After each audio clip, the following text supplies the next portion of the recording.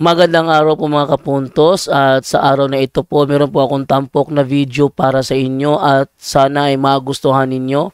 Kaya sa mga bago pa po sa aming channel, please po don't forget to hit the subscribe button at ang notification bell para maging notified kayo sa bawat video na ilalabas ko sa channel na ito. At bilang kahilingan po ng punto por punto team at naway maintindihan po ninyo, sana po wag nyo pong i-skip yung mga ads sa aming mga video. Sa maliit na bagay na po na yan, malaking tulong po yan sa ating programa at sa ating ministry. Sana po maunawaan po ninyo. Maraming salamat po, kaya wag na po natin patagalin. Simulan na po natin.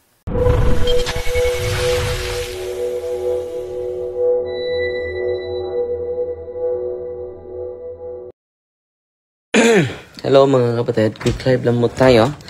Mag-misa tayo ngayon ng patay. Dalawa yung ilibing ngayon dahil bukas wala na pong sacrament. Bukas po walang sacrament. At mag-misa tayo ngayon. Ito yung ilibing natin, si Sixto, puro Sixto and Salviste, letter S.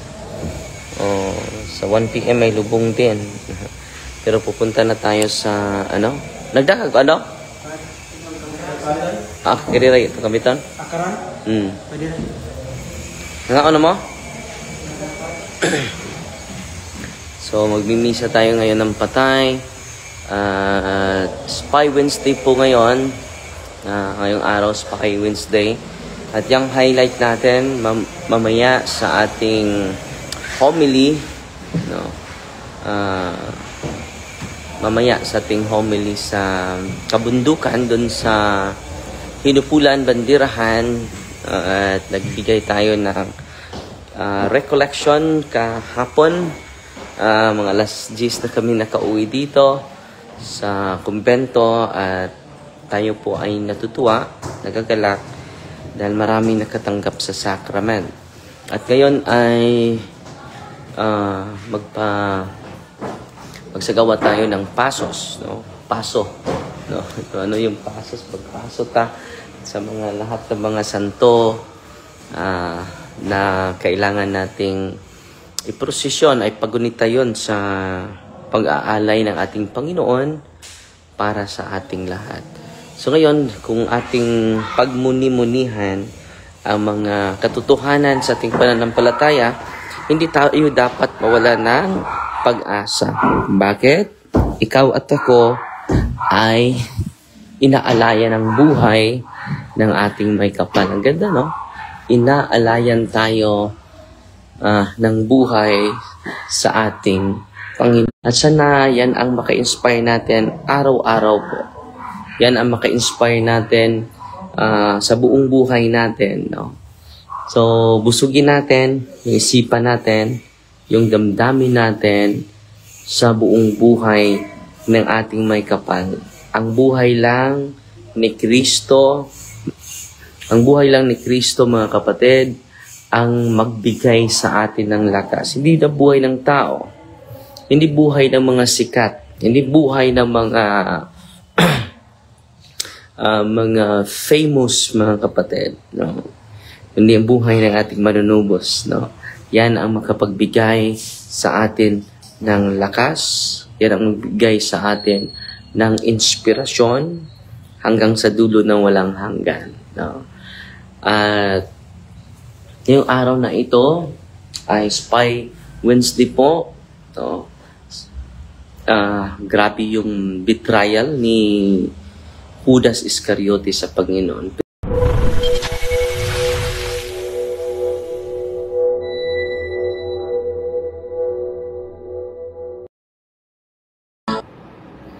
Hello mga kapatid, quick live lang po tayo sa anong nangyari nito? Bakit naging ito yung pasos natin ngayon, ngayong hapon, alauna tayo pupunta sa kabundukan mga kapatid para sa sa pasos, and then tsaka tayo ng misa. Parang paso, no? Ano ba itong pasos, mga kapatid? Pasos of the Holy Week, especially prominent po ito sa Spain and much of Latin America. Ito po yung religious floats or platforms that carry statues and scenes from the Passion. Ito yung highlight, Passion, Death, and Resurrection of Jesus Christ. Sometimes, images of the Virgin Mary or saints. These passos are carried in processions through the streets during Semana Santa, Holy Week. The origin is both devotional and artistic with deep historical roots. Nagsimula ito mga 13th century, mga kapatid. The origin of passos is connected to the medieval church desire to bring the passion of Christ to life for the faithful, especially those who could not read. Dito pala nagsimula na maituro sa mga tao na hindi marunong magbasa. Dahil wala pang printing press during that time, hindi pa ma-reproduce ng maramihan ang Biblia. At kung ma-reproduce man, hindi pa sila marunong magbasa. So, ito yung desire ng simbahan. The church desire to bring the passion of Christ to life for the faithful, especially those who could not read. Ayan pala yung history, no? Early forms were liturgical dramas. Meron ding mga liturgical dramas. A living representation known as mystery plays, which depicted scenes from the Passion. Pwede din mag-drama para to promote God, to promote the living presence of God, commemorating His suffering. As this became more elaborate, they evolved into static representation and platforms that could be processed through towns and cities. Yan ang gagawin natin mamaya dun sa hindi ko alam kung ilan yung mga dahil kapilya lang yung tinupuntahan natin, mga kapatid. Hindi ko alam kung ilan yung santo na i-procession, ipasos, no? Development in Spain, 16th century. Part of the Catholic Reformation encouraged visual art as a means of teaching and strengthening the faith, leading to the growth of religious imagery in processions. Itong mga visual arts, mga kapatid, ano pa yung intention ng simbahan? Una, teaching and strengthening our faith, at yung devotion natin nalalim pa. No? So, tatlo po yan. Teaching, our faith, and strengthening our faith, teaching and strengthening the faith, and then yung devotion natin ay lalalim pa. Spanish confraternities, no? Lay brotherhoods, often tied to parishes or trades, began organizing processions that included passos as a form of penitence and devotion. Meron din silang lay brotherhoods, no? Yung sabay-sabay, no? I-search nyo yung passos sa Spain, mga kapatid. Ang ganda po, very touching, very moving. So the passos became more sophisticated, featuring life-size sculptures in often created by famous Spanish artists like Juan de Mesa or Gregorio Fernandez. Polychrome wood, sculptures in polychrome wood. Symbolism portrays the scene from the Passion, such as the Last Supper, the agony in the garden, Jesus carrying the cross. No. Other passos feature the sorrowful Virgin Mary, often under a canopy, palio, mourning her son. They are carried by bearers, costaleros, hidden underneath, often barefoot, performing it as a form of penance. So dun sa kanila, hindi magtsatsanlalas talaga.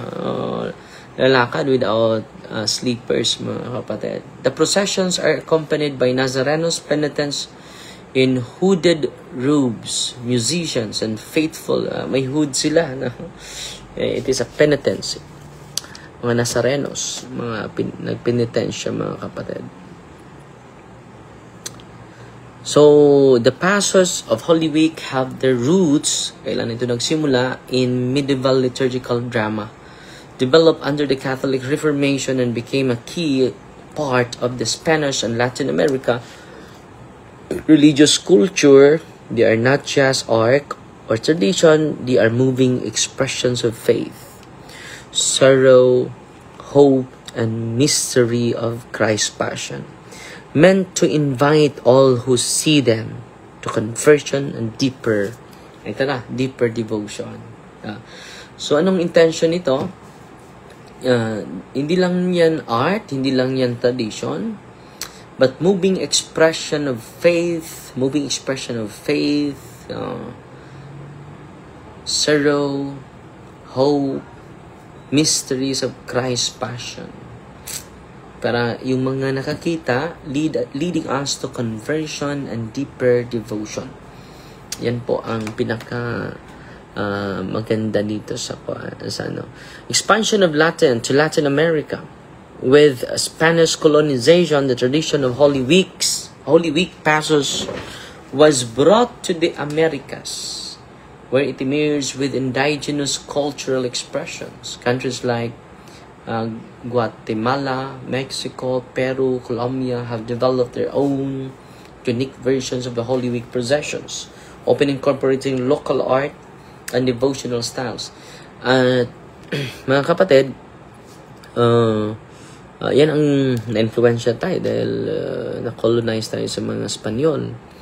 So, yan po ang historical context and theological image and mind of the church during that time, mga kapatid. Good morning, Father Darwin. Watching from Patnugon Antique, si Joyce Domingo. Magandang umaga po. Spy Wednesday po ngayon. So, abangan yun, yung isi-share natin mamaya.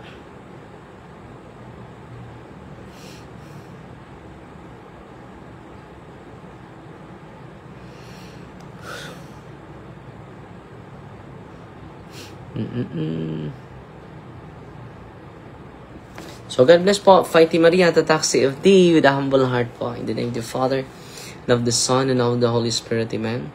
Our Father, who art in heaven, hallowed be the name. The kingdom come, the will be done on earth as it is in heaven. Give us this day daily bread, and forgive us our trespasses, as we forgive those who trespass against us. And lead us not into temptation, but deliver us from evil. Amen. Hail Mary, full of grace, the Lord is with you. Blessed are you among women, and blessed is the fruit of the womb, Jesus. Holy Mary, Mother of God, pray for us sinners, now at the hour of our death. Amen. Glory to the Father, to the Son, and to the Holy Spirit. It was in the beginning, is now, and ever shall be, world without end. Amen. Glory to the Father, the Son, to the Holy Spirit. It was in the beginning, is now, and ever shall be, world without end. Amen. In the name of the Father, and of the Son, and of the Holy Spirit. Amen. Fighting Maria, the tax FD with a humble heart po.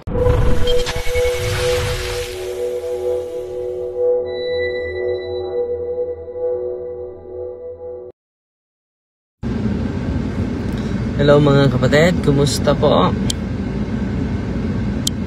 Sana po ay nasa mabuting kalagayan po kayo. At ngayon ay mag-reflect tayo sa buhay ng ating Panginoon. Kumusta po?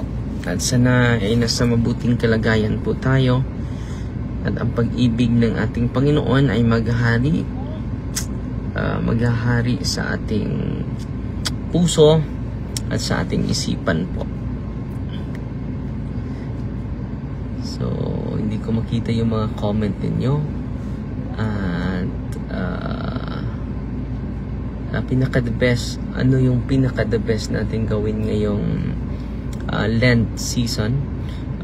Lenten season, especially this Holy Thursday, mga kapatid. Focus lang tayo sa buhay ng ating Panginoong Jesucristo. Siya po yung magbigay sa atin ng tunay na lakas, tunay na direksyon, tunay na inspirasyon. Hindi po sa ating mga plano.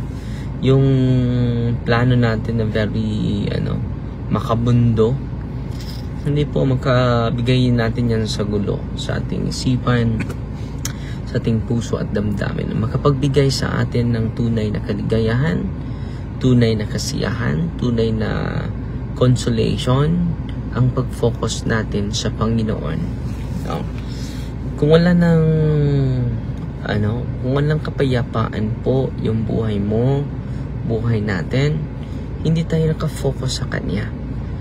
Pero yung lahat ng plano natin sa buong araw ay entrust natin sa Kanya, yun po ang maganda. Yun po ang maganda. Makapagbigay sa atin ng lakas, tibay ng loob, ang ganda. Mamaya magsishare ako about sa mga lesson natin sa Holy Thursday po.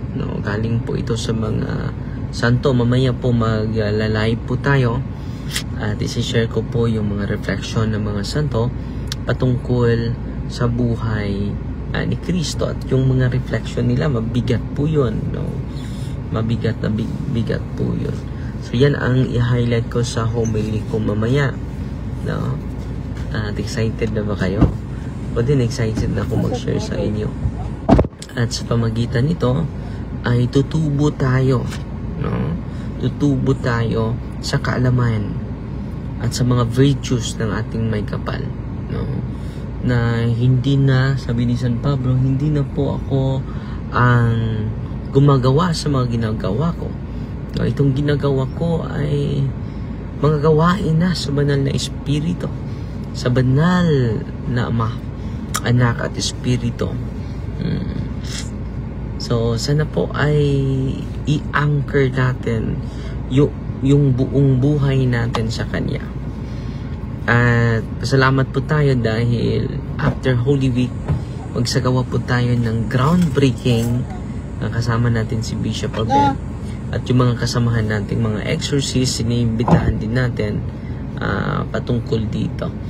At doon po tayo mga destino sa sa kabundukan, doon sa kabundukan, mga kapatid.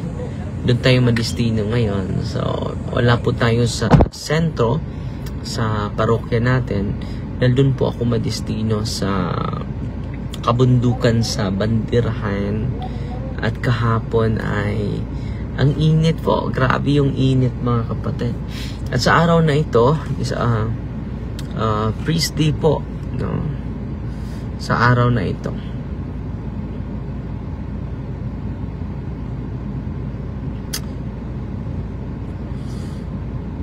Sa araw na ito ay ito yung fiesta sa mga pari ngayong araw na ito, Sabi ni Saint Teresa of Avila, in obedience to the priest, we should see not the man, but God. Ang ganda, Grabe itong wisdom ng mga santo. Lalo na sa araw na ito, dahil priest day po ito. Fiesta po ito ng mga pari. So, happy fiesta sa lahat ng mga kaparian ngayong araw na ito,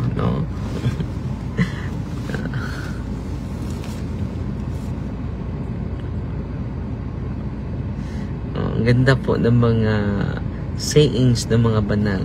Sabi ni Saint John Mary Vianney, patron saint of all parish priests, the priesthood is the love of the heart of Jesus. Wow.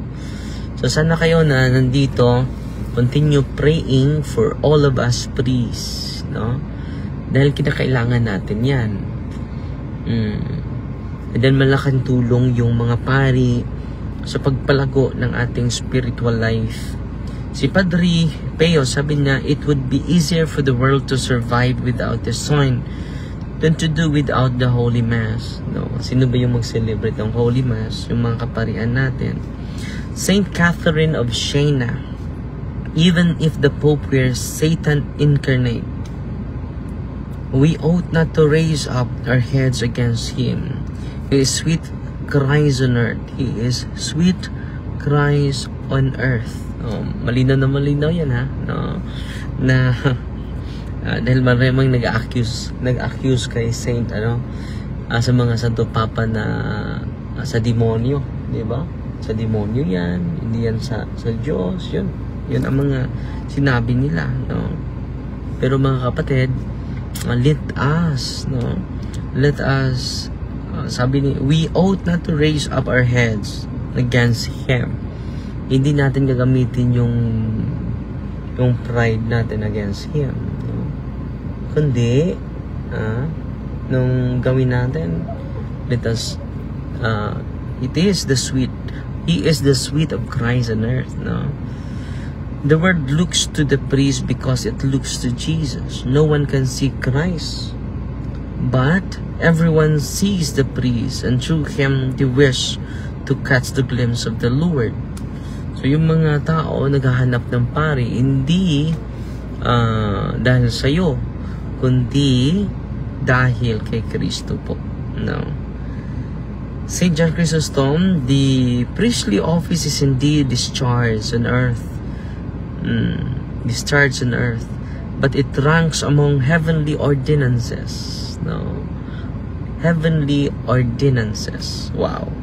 So yung pagkapari, mga kapatid, ay hindi po yun pangmundo, kundi it is heavenly ordinances. It ranks among heavenly ordinances. Wow, ang ganda, no?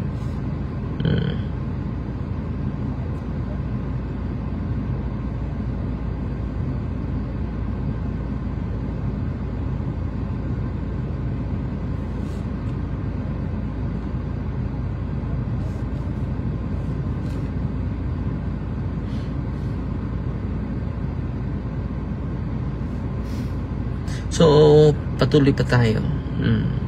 Sabi ni Saint Ambrose, the priest is not his own. He does not belong to himself. So, hindi po tayo para sa ating sarili, kundi we belong, to the world.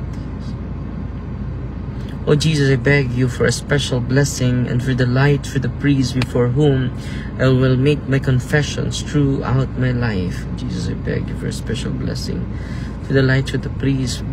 So, special po yung ginagawa ni Saint Faustina. Ang yung mga dasal niya sa lahat ng mga pari. Sabi din ni Pope Benedict, the priest is above all a man of prayer. Prayer is the first task of the priest. Yun ang task ng mga pari. Ipagdasal yung mga parokyano niya. Ipagdasal yung lahat mga tao na sakop sa... Yan talaga yung mission namin, mga pari. Laging isasali namin kayo sa aming dasal. At ngayon, dahil 3 o'clock na, magdasal tayo, no? Ng 3 o'clock prayer, bro. No. Ang ganda nitong old na prayer. In the name of the Father, and of the Son, and of the Holy Spirit. Amen. You died, Jesus, but the source of life flowed out for the souls and the ocean of mercy opened up for the whole world. Fountain of life, immeasurable divine mercy, cover the whole world and empty yourself out upon us. O blood and water which flowed out from the heart of Jesus, as a fountain of mercy, I trust in you. Holy God, Holy Mighty One, Holy Immortal One, have mercy on us and the whole world. Amen. Holy God, Holy Mighty One, Holy Immortal One, have mercy on us and the whole world. Holy God, Holy Mighty One, Holy Immortal One, have mercy on us and the whole world. Amen. Holy God, Holy Mighty One, Holy Immortal One, have mercy on us and the whole world. Amen. Jesus, King of mercy, I trust in you. In the name of the Father, and of the Son, and of the Holy Spirit. Amen. So yan po yung mga Happy Priest Day sa lahat ng mga pari. sa buong diocese of Tagbilaran, sa ating mahal na Santo Papa na nagpakita siya na nag-bless na sa mga tao, nag-welcome na ng mga bisita, nakipag-usap na siya, nagbigay na siya ng message. So we keep on praying for our Pope, the successor of Peter, mga kapatid. So yan lang sa po muna ha. Fighting Maria, tatak sa FD with a humble heart po. At pasalamat tayo sa star senders natin. Si Janing. So more than 100 yung sinisend niya sa atin na stars. At Fighting Maria, tatak sa FD with a humble heart po. God bless.